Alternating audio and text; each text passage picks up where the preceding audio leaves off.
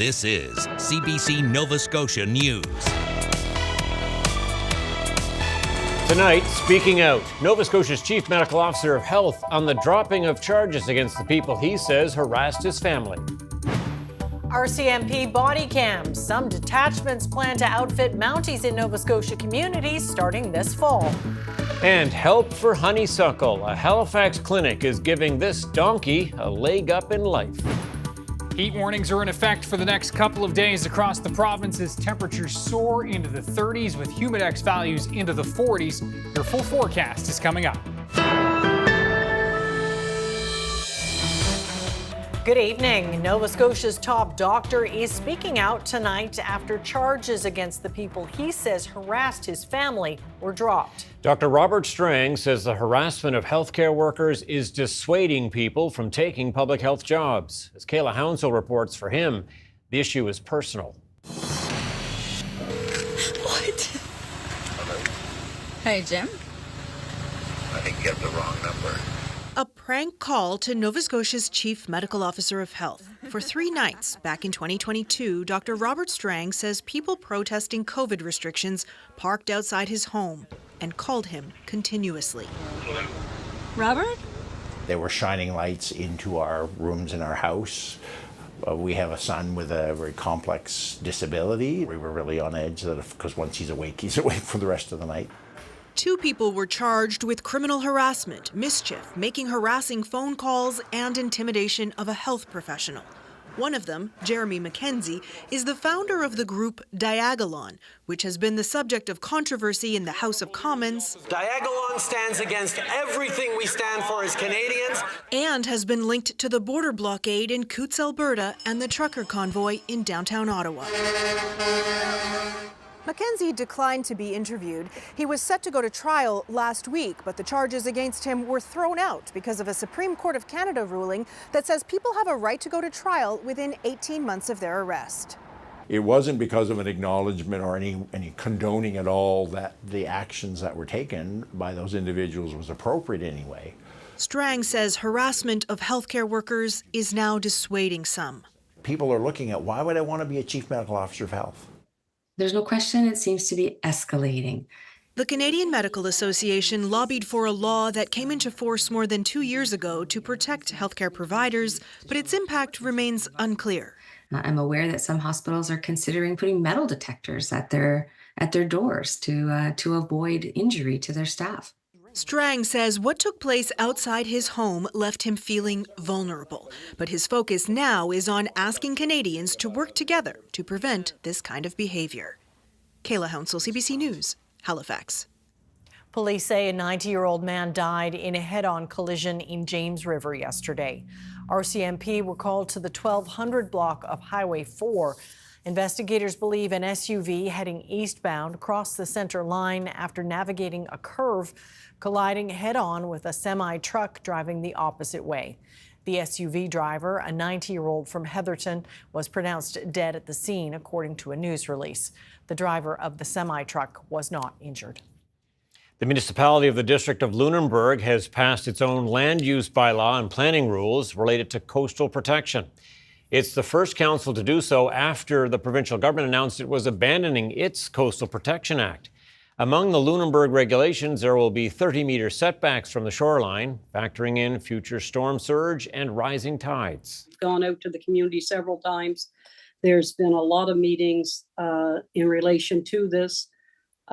We've gone back and forth with where we wanted to be with this bylaw, and today marks a significant step forward in safeguarding our coastal communities for future generations. I'll talk to the mayor about the new regulations in her community and how stringent they will be. That's our Newsmaker interview just after 6:30. All of Nova Scotia is now under a heat warning for the next 2 days. The heat dome is clamping down now on the East Coast as we face some scorching hot days and sweltering nights. Our Brett Ruskin has more. typically the Atlantic Ocean is able to moderate temperatures here on the East Coast. Not too cold in the wintertime, not too hot in the summertime, but even the Atlantic cannot compete with the force of this heat dome moving its way across the country. So we are seeing those heat warnings in southern Ontario, throughout all of New Brunswick as well, and Nova Scotia too. So in New Brunswick today, we're seeing Bathurst, Miramichi area seeing 30 to 32 degrees Celsius, up to 35 to 37 degrees with the humidex. That heat is going to continue moving its way eastward with more increases of temperatures on the way tomorrow for here in Halifax, and a very hot day anticipated for Thursday here. Again, as this heat dome continues to progress eastward here, we'll have to see if the same kind of measures, for example, opening cooling centers, things like that, are established, are implemented here in the Halifax area or elsewhere in New Brunswick, elsewhere in the Maritimes, to deal with this heat that is unusual for this time of year, unusual for the Maritimes, but something that this entire part of the country is experiencing this week. Brett Ruskin, CBC News, Halifax.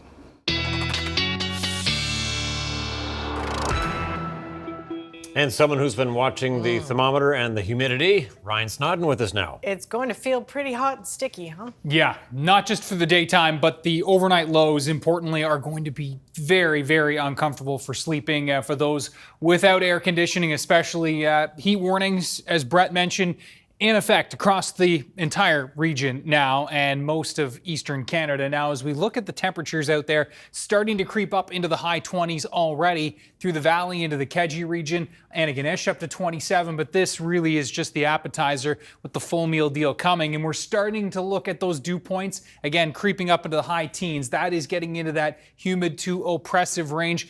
Expecting widespread 18, 19, 20, 21 dew points by this time tomorrow. And yeah, those humidex values are creeping up, mid 30s, but by this time tomorrow, we're talking about high 30s and low 40s.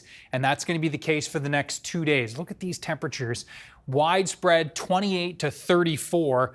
Some relief along the Atlantic coastline and right along coastlines, even along the North Shore. If your feet are in the water, be a light sea breeze helping you out, but this is going to be very, very hot.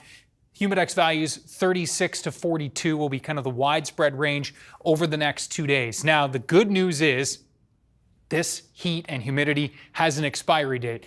Check out the Muggy meter here. And again, those dew points, this is how we really, it's such a great measurement of how it feels. And so we go from the mighty muggy to truly tropical range, and it really will feel tropical as we especially move into Thursday. Those dew points are going to fall off a cliff as a frontal boundary moves through the region and really crashes us back down to yes, summer sweet as summer arrives late Thursday, and yes, our first full day of summer on Friday. And we're going to stay quite pleasant for Saturday, creeping up a little bit for Sunday with some showers that are going to be moving back into the region, but there is some relief in sight. We'll walk you through that with your complete 7-day forecast coming up. Tom and Amy in just a few minutes. Information you'll all want to know for sure. Okay, Ryan, thanks so much. Thanks, Ryan. Thank you.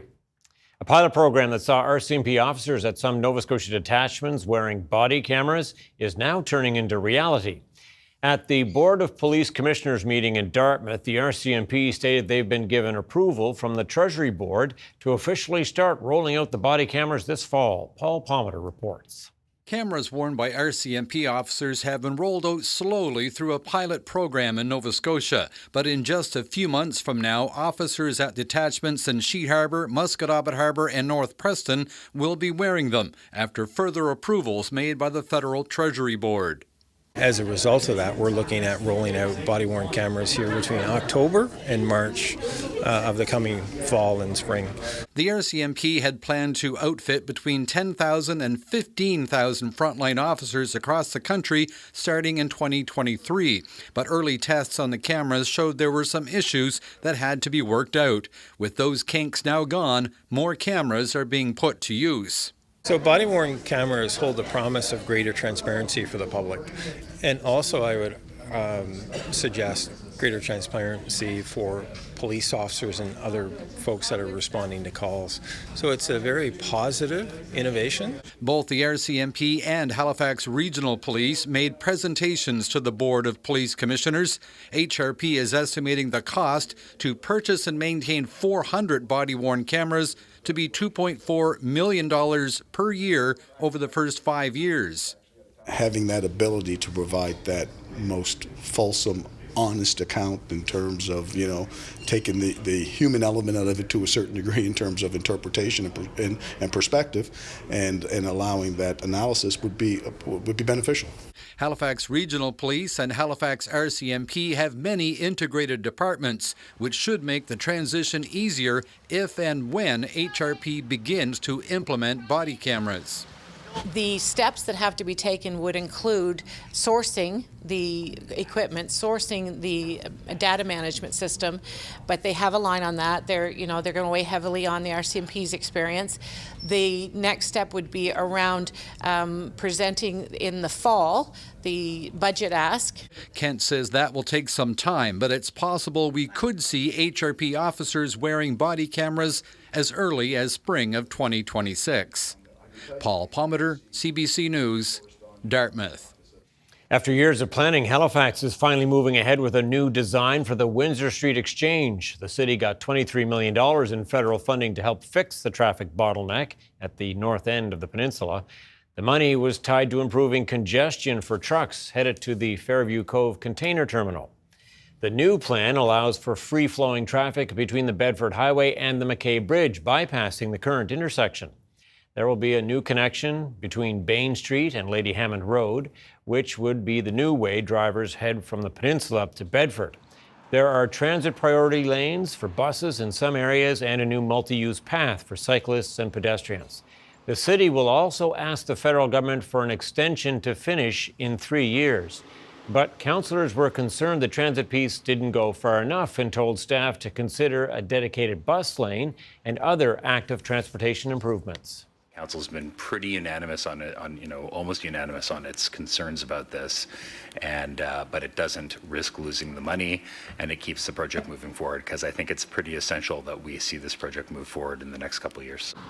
The original $50 million overall cost has jumped to $103 million. Halifax is left covering the difference, bringing the city's cost from $10 million to $67 million. Staff will now start the design work and hopes to start construction next year. Maritimers are noticing a large number of jellyfish in the water lately. Here is the scene in Charlottetown Harbor, where hundreds of a species called lion's mane are floating by. Scientists say it is uncommon to see so many jellyfish this time of year, when larger swarms normally happen in late August and early fall, and that warmer ocean temperatures in Atlantic Canada recently might explain for their early arrival. One thing that seems a bit frightening for me is just how much higher the water temperatures in our region are, and that could perhaps contribute to why we're seeing these jellyfish in such dense aggregations, at least this early in the year. Clemens says there's always a chance the rising temperatures could be a temporary blip, but he thinks it is a consequence of climate change. An animal who lives in a PEI animal sanctuary got some special help yesterday from Nova Scotia. Yes, the donkey has been having a hard time walking, so a specialist from Halifax fitted her with special leg braces. Laura Meter has more. Oh, she's been doing very well today. This is Honeysuckle the donkey, just before her visit with an orthotic specialist. She already had casts on her legs to help her stand. When she came to the sanctuary a few years ago, she was quite sick and malnourished. She has constricted tendons in the lower joint of her front legs, so it's difficult for her to walk. This has just developed very recently. Today is the day. Honeysuckle is going to get her life-saving braces, and it's going to give her so much more quality of life. The contractions well. Okay. Jeff Collins specializes in orthotics and prosthetics. He's traveled from Halifax to do this. A vet sedated Honeysuckle to make it easier. We call these a bivalve orthotics with a mechanical joint that helps lock the leg into fixed position. The hope here is to get her to upright on those two front legs and get them straightened out so she can start using them again. Right now they're a little contracted and bent a bit. How about one of the braces? The fitting takes a while. Collins has to make some adjustments. Then the true test comes with standing. Honeysuckle is still groggy from the sedation, so it's tough to give the braces a good trial run, but the team is optimistic. Oh, she's a fighter, Honeysuckle, Diane too, by the sounds of it. So when you get, people or animals who are fighters, they can be very resilient and bounce back. And they sometimes need a little patience and a little encouragement. Yeah, lie back down? Yeah. Okay. This young donkey is a bit of a mascot for this sanctuary. Collins has donated some of his fees, but the procedure is still a $3,000 investment. We believe in our hearts that it's a very worthwhile cause, and we hope that others think the same. Animals need a chance. They deserve this chance. Collins says the custom-made braces should help the donkey get stronger and mobile. He's not sure if Honeysuckle will need the braces for life or if eventually she'll be able to walk without them. I'm very hopeful to see what the braces will do for Honeysuckle. I think it will be a whole new world for her. Laura Meter, CBC News, Forest Hill. Honeysuckle's going to be traipsing around there before you know it. I know, we're rooting for her. First quick break on the way. Hope you can stay with us. Yes, we have a lot more to come on CBC Nova Scotia News. How kids and school boards are coping with sweltering temperatures inside the classroom. And backtracking on a fixed election date. Premier Houston's reversal is the focus of the latest edition of Sound Off. And a beautiful look over the Halifax Harbor. Ryan is up next with full weather forecast. We'll see you in a few.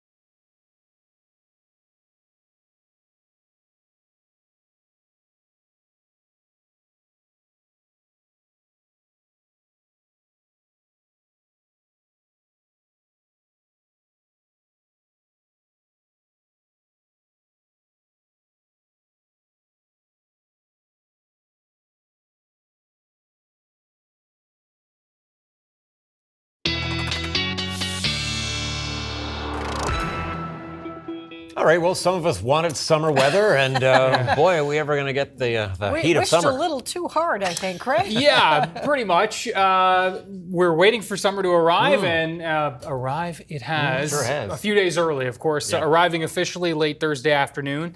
But it's going to feel everything like that's really the one thing. We have had heat and humidity before, but when it's this early in the season, it's our first rodeo. It's been a while. Bit of a shock to the system. It is a bit of a shock to the system. Yeah, we're not acclimatized at all. Let's first recap who is under a warning, which is everybody. And let's recap why the heat warnings are in place. So a couple of things to keep in mind for the next couple of days. The heat and the humidity are going to bring a better chance of both of these things, which is heat exhaustion and heat stroke. And as you can see, the symptoms of these are different depending on which one you possibly could have. So these are things that you're going to want to keep in mind over the next couple of days, making sure you're staying cool, making sure you're staying hydrated, because these are a good possibility if you are not staying hydrated, not staying cool, if you decide to go for perhaps a marathon run over the next couple of days, that's going to increase your chances of those heat dangers. So do stay safe out there. Again, temperatures are already creeping up, high 20s at this hour from the valley, edging into Keji Park, and Antigonish at 27. Otherwise, it's pretty sweet out there in many cases. The humidex is climbing, but not too bad, comparatively speaking. This is kind of stereotypical summer. Now you can see with these dew point values, this is what we're talking about, is they're creeping up into the oppressive range across New Brunswick and starting certainly to get humid in through the valley region. But as we back things out, this is the entire air mass, as you can see, from Florida up the eastern seaboard, Toronto at 22, Montreal at a very tropical 23. That is, yes, extremely oppressive. And so an uncomfortable night there for folks all up the eastern seaboard through the Great Lakes. And yes, edging into our region as well. It will start to feel uncomfortable, but really the next tomorrow night and Thursday night are going to be the most uncomfortable for sleeping here. So pretty quiet in terms of the skies, couple of clouds kicking around, but overall it is going to be quiet tonight with overnight lows dropping into the 15 to 17 range. Those winds relatively light in from the southwest. Let's run you through your forecast for tomorrow. So if your feet are in the water in Richmond County, it'll be 22 degrees. We'll see those fog patches dissipating in the morning. Retreating back to the coastline, we're going to be seeing temperatures as warm as 32 in and around the Bredor Lakes region. In and around the Sydney area, easily could be near 30 tomorrow. Port Hood as well. And again, cooler in those sea breezes. Antigonish, best chance of cracking 34 in the northeast, and New Glasgow likely not far behind. Again, sea breezes keeping temperatures perhaps a little bit cooler in places like Tatamagouche, but it is going to be very warm. 22 right if your feet are in the water along the Atlantic coastline tomorrow, but you don't have to work your way too far inland to hit 30 degrees. Again, all these little inlets and pockets around the Atlantic coastline likely will see some fluctuations in those temperatures, but low to mid 20s right if your feet are in the water, but not far from it, mid to high 20s, and then inland is where we're going to find our 30-degree temperatures. And again, humidex values, 35 to 40 is generally speaking, but I do think we're, again, both Wednesday and Thursday, where we're creeping into the 33, 34 range. When we factor in that dew point near 20, this is where we could be looking at those humidex values creeping up towards 41 or 42 for the next 2 days. So that is certainly going to be possible. Either way, very uncomfortable, right? Here's our frontal boundary. This is what we're waiting for. Thursday night, Friday morning, that'll spark some showers. That'll sink off to the south. And on the other side of that front, I mean, it is going to be a world of difference. You can see Wednesday night, very, very tropical with these oppressive dew points. Thursday afternoon, same story. Thursday night, very uncomfortable sleep. And then watch the timeline here. Friday morning, getting into that drier air in the north and east. Still muggy Friday morning in the south and west. And then that drier air will move in. The wind's shifting to north on Friday. That's what's ushering in that drier air, which will be in place on Saturday as well. That is why the muggy meter's dropping right off and into that pretty pleasant to summer sweet range for Friday afternoon into Saturday. creeping up a little bit on Sunday, and that's because we have another push of moisture coming in, and that moisture, of course, will increase the humidity in the air for Sunday into Monday with those showers that, of course, are going to be on tap. But I think by the weekend, we'll be looking for a little shot of rain for sure. Probably. We'll be just fine with that, I'm sure. Yeah. Okay, thanks so much, Ryan. Thank you, Ryan. Thank you. The weather update is brought to you by Tourism Gaspésie. Plan your stay in Gaspésie at tourismgaspésie.com and enjoy extraordinary moments. Well, last week, in a departure from previous comments, Premier Tim Houston indicated that he might not be married to the fixed election date his government legislated shortly after coming to power. It's July 15th, 2025, a date he championed and defended. So why is that so important? Here are Jean Laroche and Michael Gorman to explain.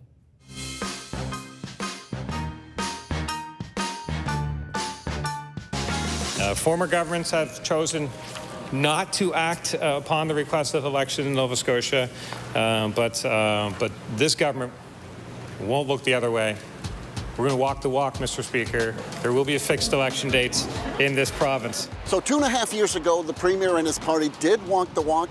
They made July 15th, 2025 our next election date. What we've seen recently is the Premier walk back that date.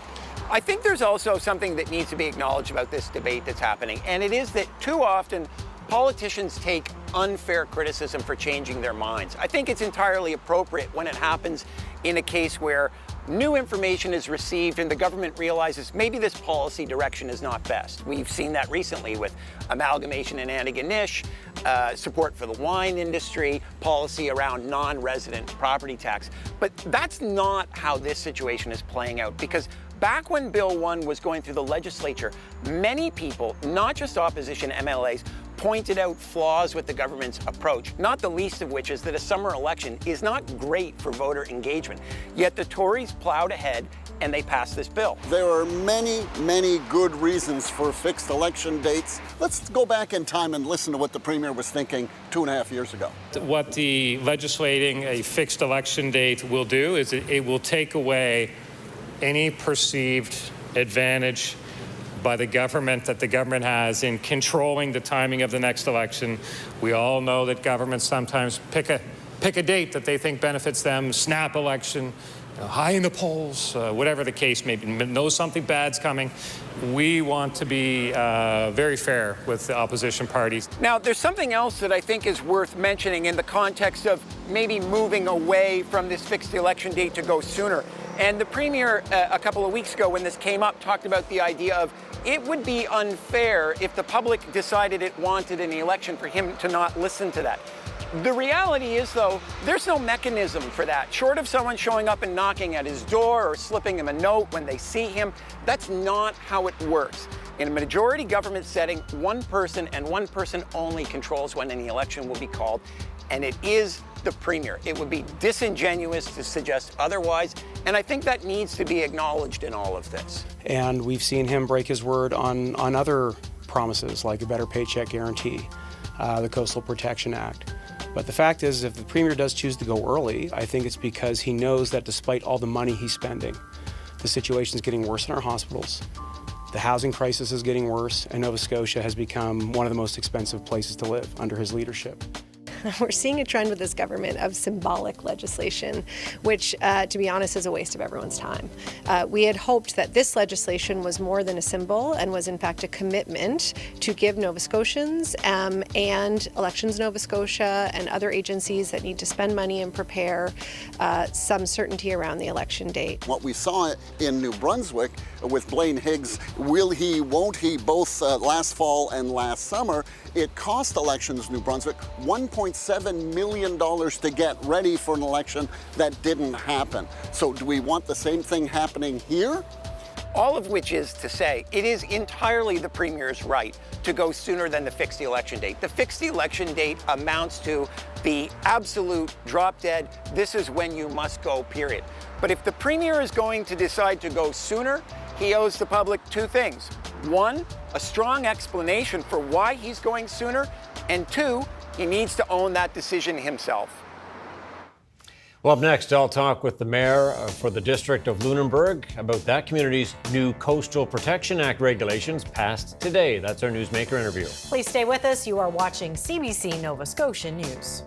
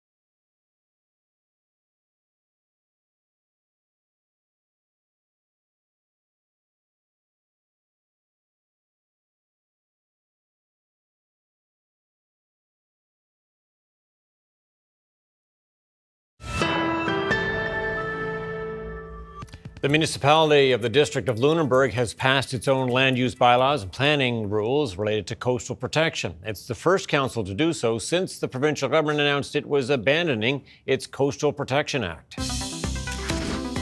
Carolyn Bolivar-Getson is the mayor of the municipality of the District of Lunenburg. I'm wondering how difficult a process this was to come up with your community's own coastal protection rules. Well, this process began over a year ago, and we've had public input, public consultation. We've gone out to the community several times. There's been a lot of meetings in relation to this. We've gone back and forth with where we wanted to be with this bylaw, and today marks a significant step forward in safeguarding our coastal communities for future generations. Did you get it right, do you think? Well, we definitely are going to do a one-year check-in to make sure that things are working the way they were intended to work, and that we haven't missed something or that there's something that wasn't intended to be the case. There's a 5-year complete review built into the policy as well. And that's likewise with any new policy when we roll it out, to make sure we do have that review of our policies to make sure that they are adequately updated and so on. And are you basing these regulations on the same data or the same kind of data that the province has? We're using an updated version of the data that they're using, but we're also factoring in storm surge and we're factoring in the tides as well to come up with our elevation setback. I know there are many permutations to the regulations, but in terms of broad strokes for people who are watching this, what did you concentrate on, or what has changed in your community vis-a-vis horizontal setbacks or vertical measurements and that kind of thing? So we only had zoning in a very small portion of our municipality. Some of our areas had a 20-meter setback. We've gone basically with a 30-meter setback with a 15-meter vegetated buffer. It does give individuals the opportunity, or landowners, developers, the opportunity to go back to that 15 meters if they do the necessary, can prove, I guess, that it doesn't adversely affect the ecosystem that's in place there now. Is it more robust, do you think, than what you had before, or what you might have expected from the province even? Oh, I think that we have a very comprehensive plan here. I truly believe that if the province would have rolled out their regulations, that we would have been content with the regulations as they were originally put in place. But not having those regulations roll out in a timely manner, we were seeing more and more development in areas that was causing a lot of harm to our environment. Were people rushing development to get ahead of even your regulations? I don't think that there was a big boom into the office to get development permits for this to happen, but it definitely, we did see some, yes. I know that your regulations, your version, does not have tidal river provisions, and in an age where people are worried about flooding, why don't you have those regulations or those provisions? We originally looked at the tidal rivers in the proposals that we seen, and it was the wish of council to not include them at this time. There's a lot of work that will go into this. We're also going through comprehensive land use planning throughout, which would be part of the provincial statements of interest for inland flooding as well. And that will be looked at that time with the inland waters. It's not that they're being excluded, they will be looked at that time. So it's an evolving document, I suppose, that way. Yes. And by passing these regulations today, have you, in effect, rendered anyone's property useless or less useful for development at least? It was identified that we have a little bit over 100 properties that could be rendered undevelopable, but we don't know if they were undevelopable before this time either. So we didn't have enough information. We also had 26 of these properties that are property unknown, owner unknown. So there's a lot of things. Some of them are just little slivers, they're whatever.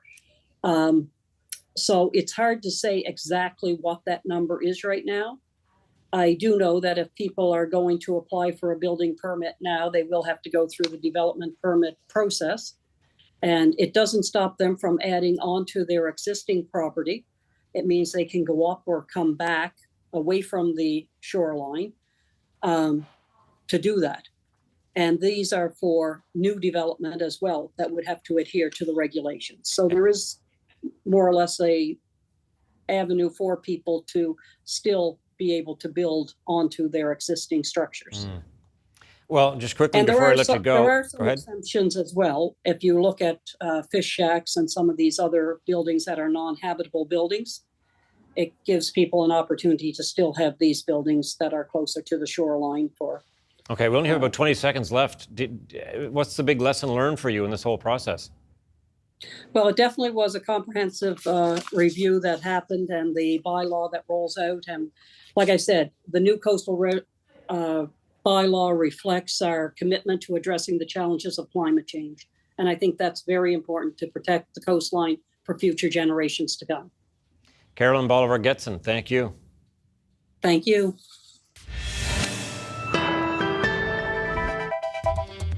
Coming up, is the flip phone back? Why some people are switching to so-called dumb phones.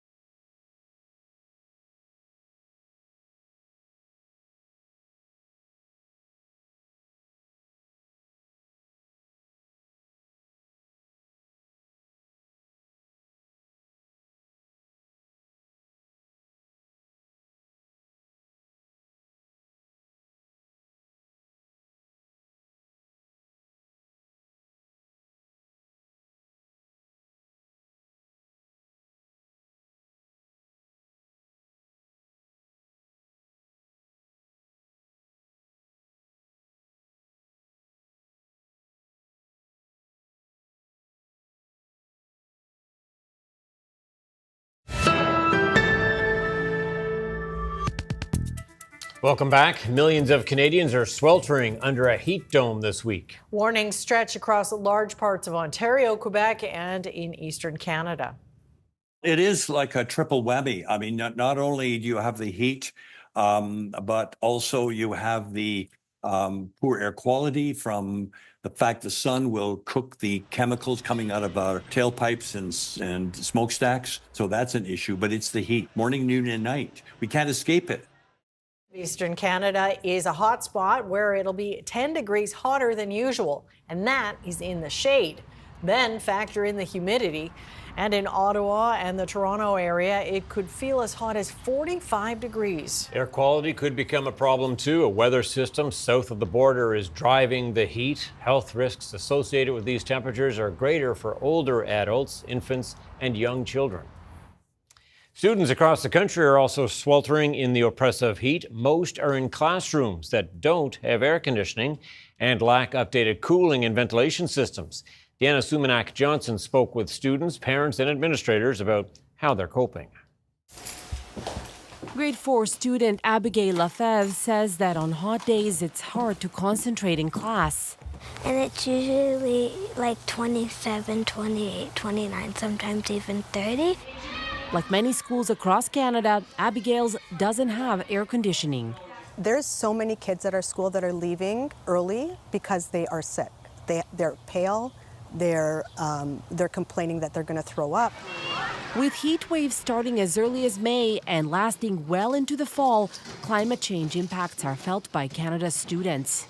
This is not the classroom heat you may remember as a child. It's more intense and could last for months. Heat is underappreciated as a hazard, but it's responsible for more illnesses and deaths than all other natural weather hazards. For children in schools, it reduces their ability to learn.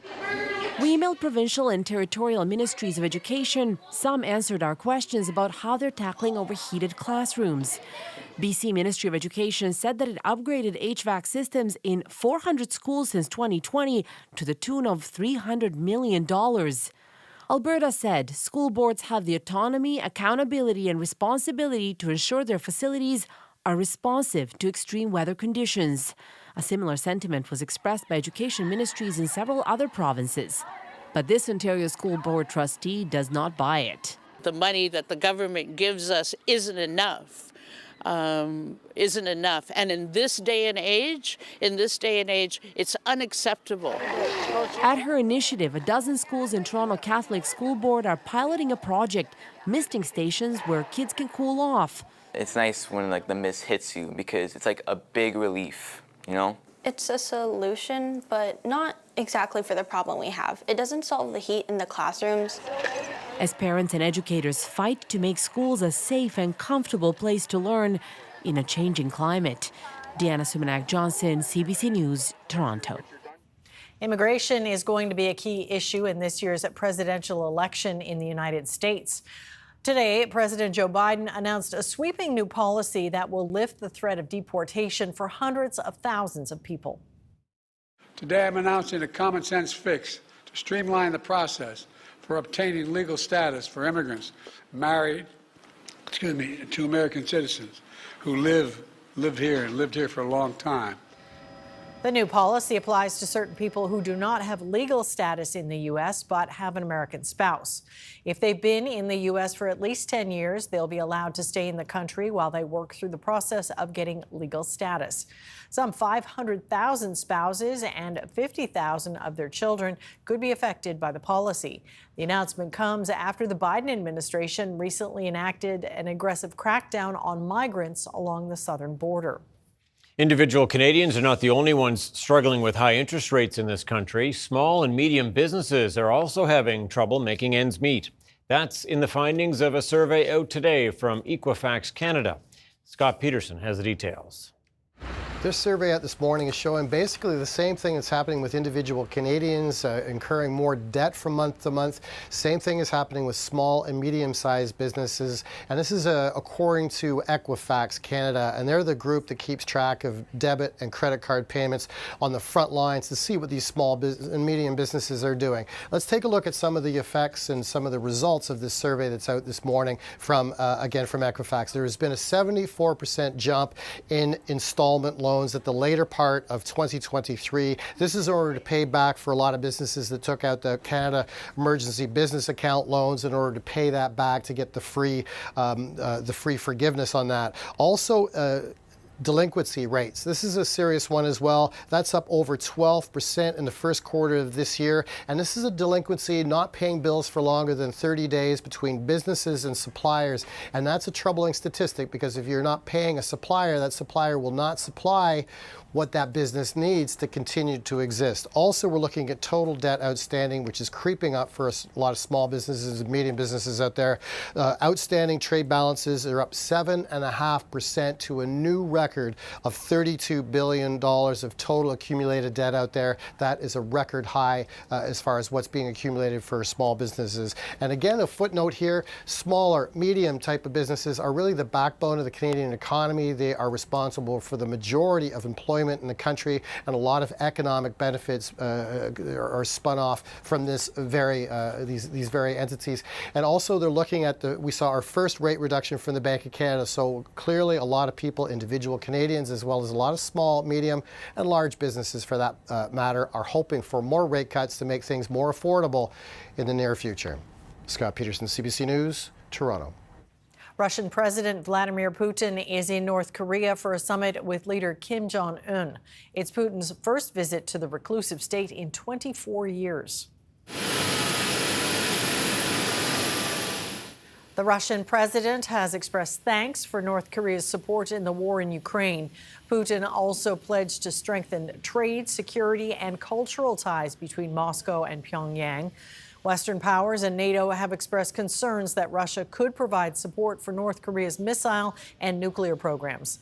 Putin is expected to leave tomorrow. Pop star and actor Justin Timberlake was arrested on drunk driving charges in Long Island, New York overnight.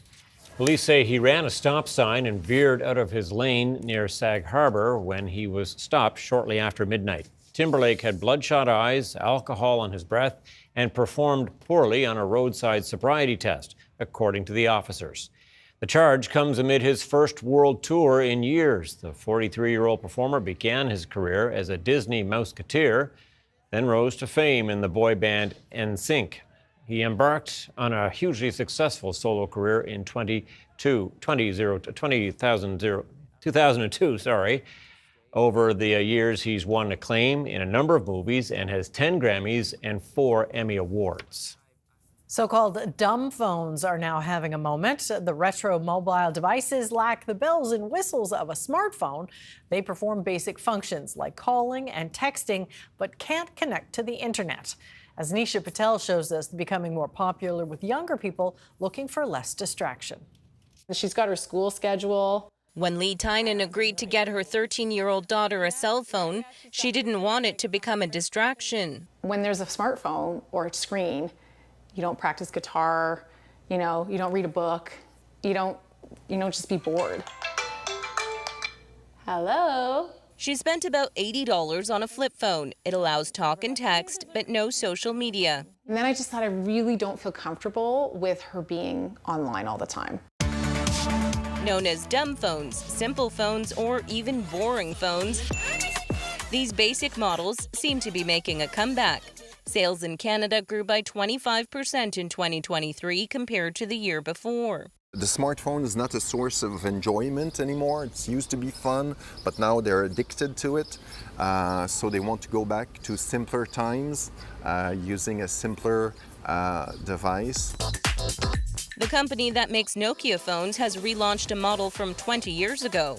It's really interesting to see like a phone that many thought was done with, like we would never use this phone again, and now it's being picked up. We're humans. We're taking back our lives. The Light phone is also trying to cash in on the demand. Its version has a more modern design, a black and white screen, and no connection to the internet. The company is in talks with TELUS and hopes to bring the phone to Canada later this year.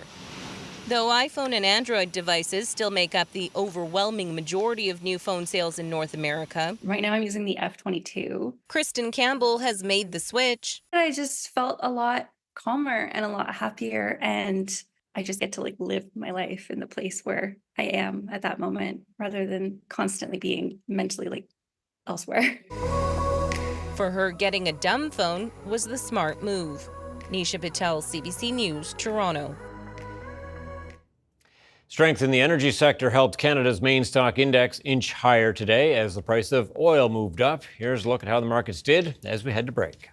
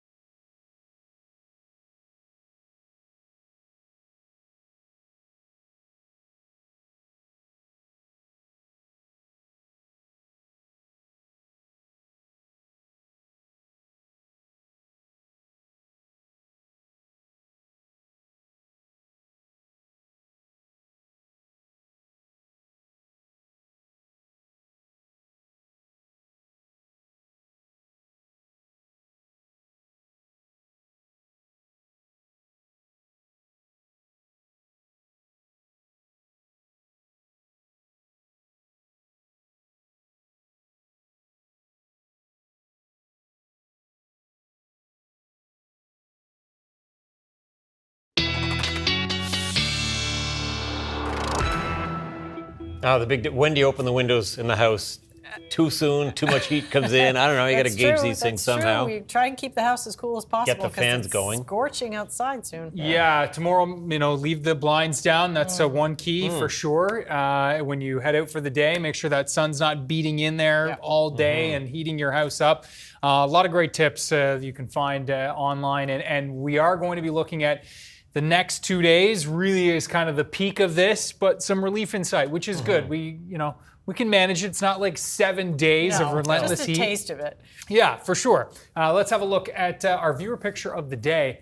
This one is another very rare sighting from Lunenburg. And this one is circumhorizontal arc. So essentially what that is a rainbow that's being produced by ice crystals in the air. Okay. And you can see with the sky and all that wispy cirrus cloud, that is all ice crystals. And so it's the sun reflecting through those ice crystals and producing that rainbow. And it doesn't touch the ground. Yeah. Impressive. Indeed. So I guess no pot of gold at the end of that one. Darn. Maybe for the pilots. Thanks to Jill for sharing that in Lunenburg. So there is the forecast for tomorrow. Widespread 30s, especially inland. You can see the temperature contour is telling such a great story with that. You can see the yellows kind of along parts of the coast. So maybe as cool as 23, 24 if your feet are in the water along the Atlantic coastline. The further inland you go, the warmer it's going to get. Light southwest flow, so the warmest temps will be from the valley through Colchester, Cumberland into the Northumberland Shore region, inland Cape Breton. The wind's a little more westerly on Thursday, and so temps will be likely warm even a little bit closer to the Atlantic coastline. Better chance that the downtown for Halifax gets to 30 on Thursday versus tomorrow. But it is going to be very hot both days. Again, 36 to 42 humidex. Then we are going to be watching that cold front to move through. And it's going to be watching that to come in for Thursday night with a better chance for some showers with that into Friday morning. And then that will move out. And we're, again, watching the humidity just drop right off, which will be great. But we know it won't be the first round. Right. That's for sure. Or the last, I should say. Not the last, yeah. Well, move over King Kong. The top of the Empire State Building has a new tenant. Kong's old stomping ground is now the temporary lair of an 80-meter-long dragon. It's wrapped around the building's spire as a promotion for the new season of HBO's Game of Thrones prequel, House of Dragon. The huge beast will hang from his perch through tomorrow, possibly a safe bet. There are a fewer pigeons, I should say, hanging around that part of Manhattan right now, unless they want to get gobbled up. Might be a little intimidating. Pretty smart. That's it for us tonight. Thanks so much for watching. We'll see you next time. Good night. Good night.